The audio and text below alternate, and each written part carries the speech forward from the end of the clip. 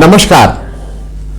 2019 तो अब पूरी तरह से चुनावी वर्ष है, तो चुनाव का साल है, तो नए नए कार्यक्रम, नए नए करतब, नए नए खेल तमाशे आपको आते रहेंगे। उसी तरह का एक नया कार्यक्रम, नया खेल, नया तमाशा सरकार ने सोमवार मंगलवार को किया। सोमवार को सरकार ने एकदम से 10% रिजर्वेशन सामान्य लोगों के लिए, जो सबसे गरीब हैं, उनके लिए आरक्षित करने की बात कैबिनेट से पास कराई और फिर फटाफट अगले दिन ही उसको लोकसभा से भी पास करवाया। अब ये कानून बन जाएगा। ऐसा लगता है, सरकार का कहना है कि इन्होंने अपर कास्ट के लिए इतना बड़ा काम किया। आप मतलब ये देश भी समझ रहा है, देश भी देख रहा है, हर एक आदमी मतलब पूरी तरह से 99% जो सांसद हैं उसके पक्ष में है। पहले तो ये समझ ले कि ये कॉन्स्टिट्यूशन को अमेंड किया है, मतलब जो देश का संविधान है उसमें अमेंडमेंट आया है। 124वां अमेंडमेंट इसको कहा गया है। अब जरा अमेंडमेंट भी समझ लें कि हम लोग क्या है, अमेंडमेंट की क्या आपने उसकी अहमियत कर दी और कॉन्स्टिट्यूशन को आपने कैसा खिलवाड़ बना दिया है। जो सबसे पुरानी डेमोक्रेसी इस समय दुनिया में कही जाती है वो अमेरिका कही जाती है, जो 1 जुलाई 1776 में जो देश आजाद हुआ, उसने 4 मार्च 1789 मतलब अपने आजाद होने के 13 साल बाद उसने अपना कॉन्स्टिट्यूशन बनाया और वो लागू किया। अमेरिका का मैं इसलिए नाम ले रहा हूं कि आज पूरी देश की इकोनॉमी दुनिया में कहीं पे भी देखिए तो अमेरिका को सबसे ऊपर, मतलब अमेरिकन स्टैंडर्ड्स की, अमेरिका की हम लोग नीति अपना रहे हैं, अमेरिका के बैंकिंग नॉर्म्स को हम लोग ले रहे हैं, अमेरिका की बहुत सी चीजें हम लोग कॉपी कर रहे हैं और ये माना जा रहा है कि भाई अमेरिका सबसे समृद्धशाली देश है, सबसे ताकतवर देश है, तो एक तरह से सबका रोल मॉडल है। अमेरिका जहां पे आज से 230 साल पहले उनका कॉन्स्टिट्यूशन आया था, वहां पे आपको सुन के ताज्जुब होगा कि आज तक जो कॉन्स्टिट्यूशन अमेंडमेंट है, जो उनकी यूएस कांग्रेस जो पास हुए हैं, वो केवल 33 है, केवल 33। और उस 33 में भी उनके यहां, जैसे हम लोग के यहां भी वो प्रावधान है, इस बार कुछ नया चीज सुनने को आ रही है कि वो स्टेट को भेजते हैं, जो यूनाइटेड स्टेट्स ऑफ अमेरिका इसको कहा जाता है, उनकी स्टेट्स को जाता है। उस 33 में से आज तक केवल 27 जो अमेंडमेंट्स हैं वो रेटिफाइड होके, मतलब वहां से उनको हामी मिली है स्टेट से और फिर वो कानून बन गए हैं, मतलब उन्होंने अमेंडमेंट करके वो कॉन्स्टिट्यूशन का हिस्सा बन गए हैं। 6 उनके जो अमेंडमेंट्स गए थे उसमें से 4 अभी भी ओपन है। उनके 7 साल के समय के अंदर अगर उसको स्टेट से रेटिफाई कराना होता है, 4 ओपन है, 2 क्लोज हो चुके हैं, 2 समय सीमा समाप्त हो गई, इसलिए वो अब नहीं वैलिड है। ये अमेरिका की हालत है। आपको सिर्फ जानकारी के तौर पे बता दूं, हिंदुस्तान में हम लोगों ने 26 जनवरी 1950 में अपना संविधान लागू किया, तब से और कल आज 9 जनवरी तक हम लोगों ने 124 अमेंडमेंट कर चुके हैं। इसी पीरियड में, सिर्फ आपकी जानकारी के लिए बता दूं, अमेरिका ने 1951 से 2019 9 जनवरी तक केवल 6 अमेंडमेंट किए हैं अपने कॉन्स्टिट्यूशन में। मुझे कभी कभी मतलब ये बात थोड़ी सेंसिटिव है, इसमें मैं जानता हूं कि मुझे रिमार्क बहुत अच्छे नहीं आएंगे, लोगों को गुस्सा आएगा इस बात पे। तो क्या हमारा कॉन्स्टिट्यूशन ठीक नहीं बना, या जो उस कॉन्स्टिट्यूशन को प्रैक्टिस कर रहे हैं, जो हमारी लोकसभा, राज्यसभा, जो हमारे ये लोग हैं, जो लेजिस्लेचर हैं जिसको कहा जाता है, ये लोग उस कॉन्स्टिट्यूशन के साथ खिलवाड़ कर रहे हैं? ये भी एक सोचने वाली बात है। अब आ जाते हैं मूल मुद्दे पे, क्योंकि अब इस बार एक नया ये सुनने को आ रहा है। जैसे पहले था भाई, जो हम लोग समझते थे कि जब कोई भी अमेंडमेंट होता है उसके बाद वो राज्य में भेजा जाता है, राज्य से उसमें था कि भाई 2/3 राज्य उसको वो करें या मतलब उसके अलग अलग क्राइटेरिया थे।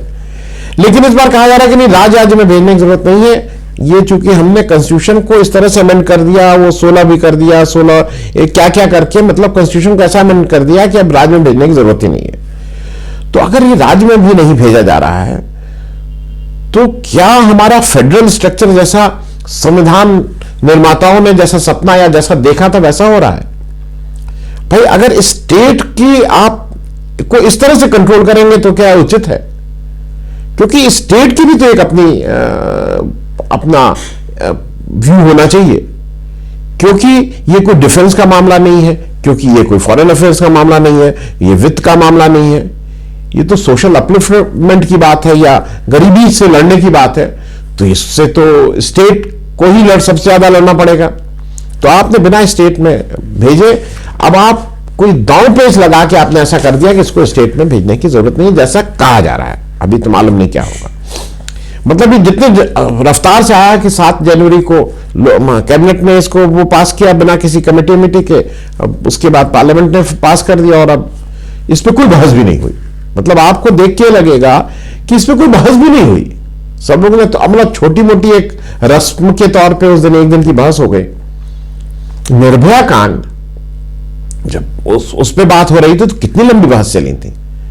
मतलब देश के छोटे छोटे इश्यूज होते हैं, 3-3, 4-4 दिन की बहस होती है। अभी हाल के दिनों में एक लंबी बहस देखी गई थी जब वोट ऑफ नो कॉन्फिडेंस आया था।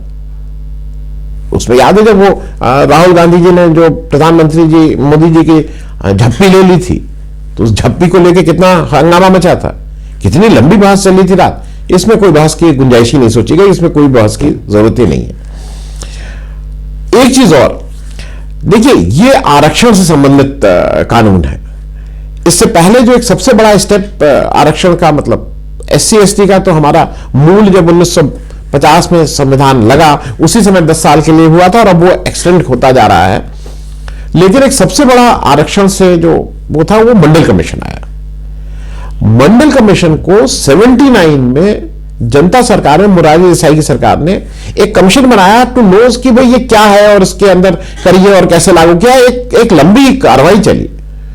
79 का जो कमीशन बना था ये करके कि पिछड़ों को कैसे बराबरी का हक दिया जाए, वो पार्लियामेंट और ये सब होते हुआ 90 में उसको VP सिंह ने इंप्लीमेंट किया। फिर वो सुप्रीम कोर्ट गया, फिर वहां बहस चली, इंदिरा साहनी का केस हुआ, 9 जज का जजमेंट आया। ये करते कराते 92 13 साल लगे थे। यहां पे आपने उसको 13 दिन का भी समय नहीं दिया। कोई डिस्कशन नहीं, कोई किसी कमीशन की जरूरत नहीं, कोई किसी पार्लियामेंट्री कमेटी की जरूरत नहीं। फट से, मतलब कैबिनेट में कैसे होता है पिछले 5 साल से ये देश की जनता देख ही रही है। कैबिनेट में किसने कितना मुंह खोला होगा। कैबिनेट ने पास किया, पार्लियामेंट ने पास किया, बन गया कानून। अच्छा, अब किसी की हिम्मत नहीं किसी और दल की कि भाई इसके बारे में कुछ बोले। मैं एक चीज इसमें और समझा दूं, क्योंकि इसमें बार बार जैसे ये कहा जा रहा है, जिसको अमित शाह जी ने बहुत ठीक से उसको हाईलाइट किया है अपनी स्पीच में। इसको उन्होंने कहा ये मोदी सरकार का एक बहुत बड़ा तोहफा है, जिससे एक क्या स्वर्ण युग की या कौन से युग की शुरुआत देश का अपर का, मतलब वो। अच्छा, अब क्या है कि जनरल कैटेगरी और अपर कास्ट को लोग एक मान रहे हैं, सवर्ण और सामान्य कैटेगरी एक हो गई है। अरे भाई, सवर्ण और सामान्य एक ही कैटेगरी है, तो उसको सवर्ण बार बार करके लोग उसको कुछ सवर्ण की बात कर रहे हैं। अरुण जेटली कल बार बार पार्लियामेंट में एक चीज बोल रहे थे कि एक्चुअली क्या हुआ था कि जब मंडल कमीशन लागू हुआ उस समय लोग चले गए थे सुप्रीम कोर्ट, और सुप्रीम कोर्ट ने कहा था कि 3 चीजें। सुप्रीम कोर्ट ने पहली चीज ये कही थी कि भाई ये अगर मंडल कमीशन लागू हो रहा है तो कॉन्स्टिट्यूशन में 50% से ज्यादा का आरक्षण आप नहीं दे सकते। तो जो टोटल है वो उससे पहले 22% दिया ही जा चुका था SC ST को। तो ये हुआ कि आप 27.5 से ज्यादा नहीं दे सकते, जिससे वो 49.5% बने। तो एक तो वो, दूसरा वो हुआ कि इकोनॉमिक क्राइटेरिया नहीं, इसका सोशल और एजुकेशनल बैकवर्डनेस इसका क्राइटेरिया मूल रूप से, वो ठीक बात भी है। अब अरुण जेटली जी बार बार ये कह रहे हैं कि नहीं, ये उस केस को हम लोगों ने we have taken care of that, और ये सुप्रीम कोर्ट का जो 50% का है वो तो सोशल और एजुकेशनल की सीलिंग है, ये उसके बाहर आता है। तो ये 10% हम जो और करेंगे मतलब 60% टोटल रिजर्वेशन हो जाएगा और इसमें कोई दिक्कत नहीं है। आज के ही जनसत्ता में जस्टिस अहमदी जो 1992 में मंडल कमीशन के जब लागू करने मतलब उसको लेके कुछ दिक्कत हो के लोग सुप्रीम कोर्ट गए थे, 9 जज की बेंच बनी थी, उसके एक जज जस्टिस अहमदी भी थे और जिन्होंने वो फेमस इंदिरा साहनी जजमेंट हुआ था जिसमें 50% की सीलिंग को रखा गया था। उनके अनुसार ये जो बात हो रही है कि 92 के एससी सुप्रीम कोर्ट के जजमेंट के अगेंस्ट, और वो बार बार कह रहे हैं इसको अटॉर्नी जनरल को उनको दिखाना चाहिए था, इन लोगों ने क्यों नहीं दिखाया, ये उसके अगेंस्ट है। तो एक जो जज जो उस बेंच में बैठा हुआ था उसके अनुसार ये अरुण जेटली का ये कहना कि ये 50% से के अलावा ये हम 10% और कर सकते हैं, उसके अनुसार ये गलत है। अब जरा आ जाइए ये क्या तमाशा बनाया गया है। इसमें क्राइटेरिया जो है वो सुन लीजिए कि 3 क्राइटेरिया। पहला कि जिसकी इनकम 8 लाख से ऊपर से कम होगी, सॉरी माफ कीजिएगा, से कम होगी, वो इसके लिए एलिजिबल है। अब 8 लाख से कम 95% इंडियंस की जो इनकम है वो 8 लाख रुपए से कम है। तो इसका मतलब हर एक मोरलेस अगर हम 95% कह रहे हैं तो हर एक इंडियन 5% को छोड़ के इसके लिए एलिजिबल है। तो जब हर एक आदमी एलिजिबल है तो रिजर्वेशन किसको क्या मिल रहा है और इससे क्या फायदा हो रहा है मालूम नहीं। अब ये 8 लाख की अगर आप बात कर रहे हैं तो इसका भी जरा एक चीज समझ लें। इस देश के में आज की तारीख में अगर आपकी 2.5 लाख से ऊपर इनकम है तो आपको आप टैक्सेबल उसमें आते हैं, आपको टैक्स देना पड़ता है। इसका मतलब वो जो भी इसकी नीति निर्माता हैं, जो भी इसकी नीति बना रहा है और वो जो लेजिस्लेचर है मतलब देश की सरकारी बना रही है, उसके अनुसार अगर 2.5 लाख रुपए आपकी इनकम है तो आपको टैक्स देना चाहिए। आप ऐसे गरीब नहीं है। एक तरफ 2.5 लाख, एक तरफ आप कह रहे हैं कि नहीं 8 लाख से ऊपर ही वाला से नीचे जो है वो गरीब है। तो ये 2.5 लाख वाला गरीब है कि 8 लाख वाला गरीब है ये नहीं समझ में आता है। जो मेरी समझ आई है उसके अनुसार ये 8 लाख एक्चुअली लाए हैं जो जब अभी ये बैकवर्ड क्लास का एक आया और उसमें हुआ कि क्रीमी लेयर को हटाया जाए, उसमें 8 लाख रुपए का एक इन्होंने पेच डाला था कि 8 लाख से ऊपर क्रीमी लेयर माना जाएगा। अब चक्कर क्या है कि ये 8 लाख क्रीमी लेयर के लिए तो ठीक है, लेकिन क्रीमी लेयर और जो आप थोड़ी देर के लिए मान लीजिए कि 2.5 लाख जो लिमिट है जिसको हम मानते हैं कि इनकम टैक्स मानता है कि ये अब आप टैक्स देने की स्थिति में है, आप गरीब नहीं है इस देश के उसके हिसाब से, तो ये 2.5 लाख जो पुअर है मतलब उससे नीचे वाला जो हम मान रहे हैं कि वो जो उससे कम कमा रहा है वो गरीब है। तो इस गरीब और क्रीमी लेयर के बीच में भी तो एक लोग हैं, हमारे आप जैसे लोग। हम गरीब भी नहीं है लेकिन हम क्रीमी लेयर भी नहीं है। ऐसे तमाम जो जिस समाज में हम लोग घूम रहे हैं, लेकिन इससे बेनिफिटेड सब लोग हो जा रहे हैं। तो ये कहीं ना कहीं एक अब हड़बड़ाहट में किया गया है कि जानबूझ के किया गया है कि ऐसा काम कर दो सभी इसमें खुश रहें, मिले किसी को कुछ नहीं। दूसरा इसमें कहा गया है कि 2 हेक्टेयर से कम जमीन। अब आज ही एक लंबी रिपोर्ट दैनिक जागरण में छपी है और उसके अनुसार इस इनकम और इस जो लैंड होल्डिंग है इस क्राइटेरिया से ग्रामीण क्षेत्र में रहने वाले 99% लोग इसमें कवर्ड होंगे। तो अगर 99% लोग कवर्ड हैं तो ये किसके लिए आरक्षण हो रहा है? मतलब ये तो बेसिक, ये तो कुछ हंसी की बात हो गई है। हाँ, शहर के लोगों के लिए उनका तीसरा है कि 100 गज का प्लॉट।